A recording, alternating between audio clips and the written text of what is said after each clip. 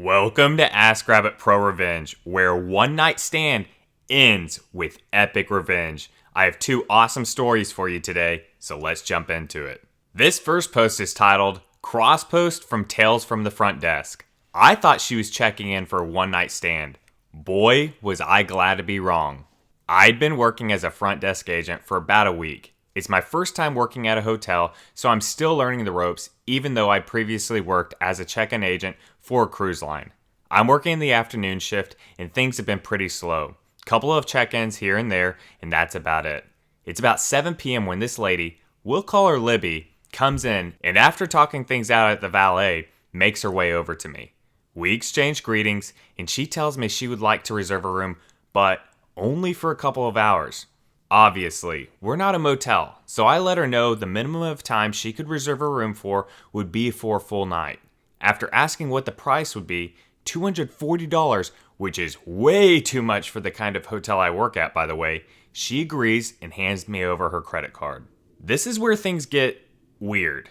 As soon as I start asking for her ID to make the reservation, Libby backtracks and says that she doesn't want her name anywhere on the reservation and would like to make it under the name of the guy who would be joining her later, instead.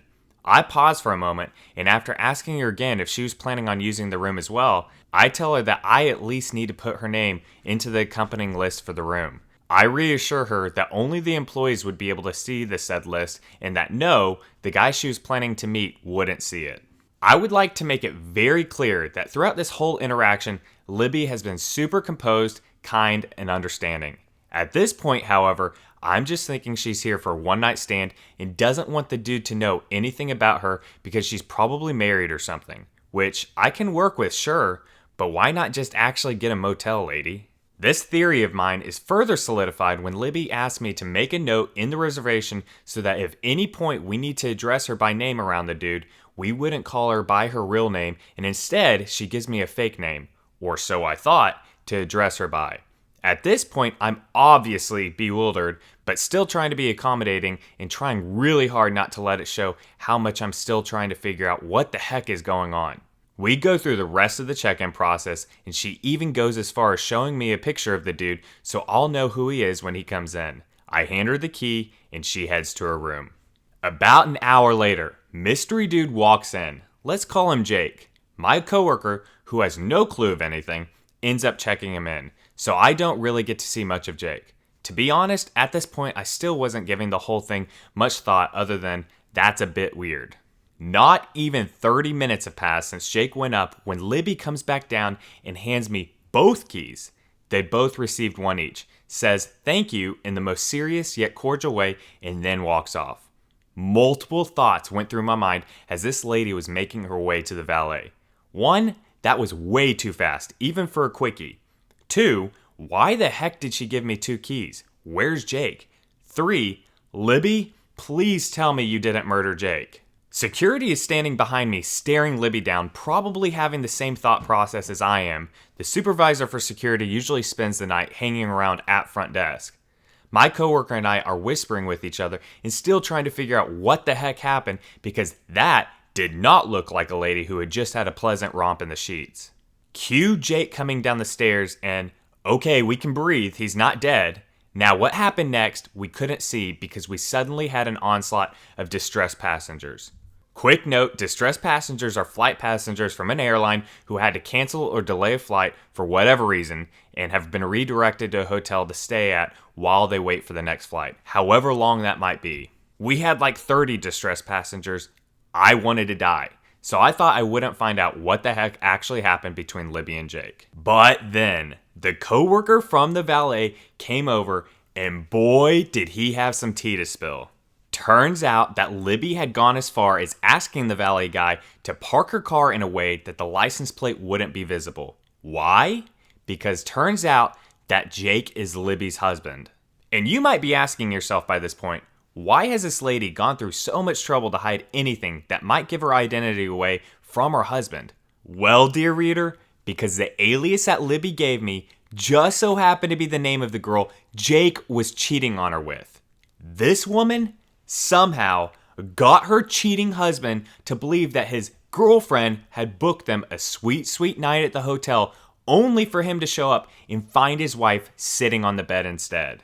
This bamf of a woman came back downstairs after probably massacring the heck out of this idiotic boy with not a hair out of place, and calmly had the valet bring both of their cars back, and then patiently waited for Jake Schmake to get his sorry butt back to the lobby so that she could extend her hand and demand their house keys from him. She then got into her car and just drove away. The only thing that would have made this even better was if Jake Schmake's girlfriend had also been there to tear into him as well. I like to think she had a part to play in this whole thing, since how else would Libby have managed to trick him into getting to the hotel? Point is, this woman is all I aspire to be. Alright, I hope you enjoyed that first post. Before we get into the next post, if you guys could please do me a huge favor and smash that like button down below, and make sure to hit subscribe so you never miss any future content. Alright, this next post is titled, Cross Post from Malicious Compliance. Don't tell people how to do their job if you don't know how it should be done. So, backstory. I used to work at a factory who suffered severely under a director who wanted to make more money, with little idea as to how you actually run a factory or how you see through people trying to BS you to gain favor. One person in particular was notorious for licking buttholes. When I started, he was the boss for about a third of the production unit. And as it happened, he was also the guy who took over whenever my boss needed time off, was out liaising with other companies, or otherwise wasn't on company grounds.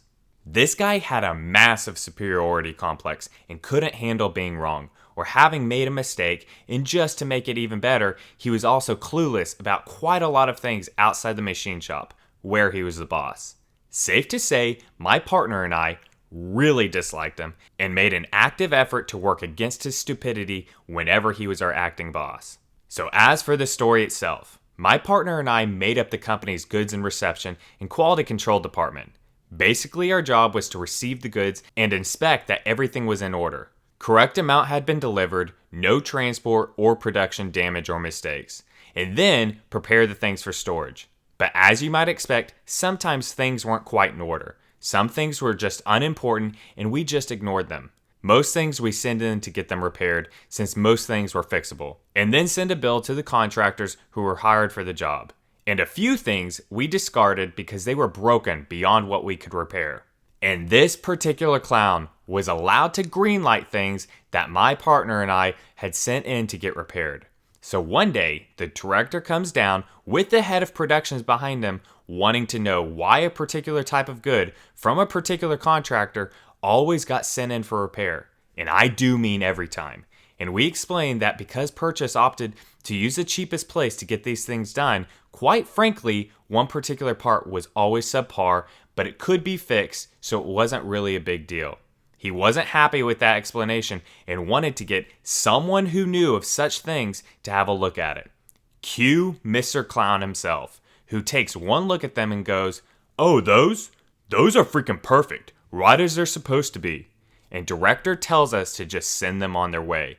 My partner, a fairly temperamental guy, was furious, but we made a plan. And so Clown and director left, but head of production stayed behind.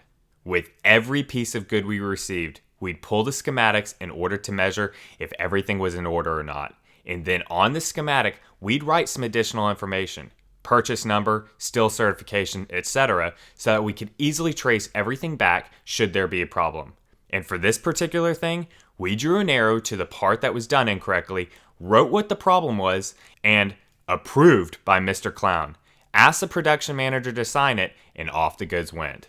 5 minutes later, we get a call from storage. So what's the deal with these goods? Why ain't they in the machine shop? Well, because Mr. Clown said they're okay, and the director is backing him up. We then briefed him on the plan, and he was somewhat happy. So about 2 weeks later, our trap sprung. Our assembly unit, whom I'd already spoken to, needed these particular parts. And they received the ones that weren't made correctly, so they of course contacted their boss, who according to plan, didn't contact my boss since he was away, but the director himself, about how quality control had really messed up. Of course, the director came flying over, howling and screaming about our incompetence, to which my partner and I calmly asked him, "So it's about those specific parts creating this particular problem?" He says, "Well, yes, you bloody morons. The director then called for Mr. Clown to come and straighten us out. Mr. Clown stood there, all smug, expecting his next big promotion, but we called storage and asked our storage worker to bring up the pallet with the remaining goods, and the schematic that had a very neatly approved by Mr. Clown signed production manager written on it. The half second that it took him to realize that these goods that risked delaying the shipment and thus costing a small fortune in delays had been greenlighted by him was priceless. His face went from, "Oh yeah, I'm securing my seat as the next production manager," to, "Oh crap, I'm gonna get fired for this." He was later told to stay away from the quality control department, and my partner and I, as well as our boss, celebrated with cake. And then down in the comments down below, someone commented, "As a native Englishman, is kissing ass, not licking buttholes." Edit, come to think of it, butt licker sounds much like a more severe insult than kiss ass. Alright, I hope you all enjoyed those 2 stories today. If you enjoyed those, definitely go ahead and smash the like button down below. Make sure to check out all the other Pro Revenge videos on this channel. Leave a comment down below letting me know what your favorite story was today, and hit that subscribe button so you never miss any future content. I hope you all have a great rest of your day.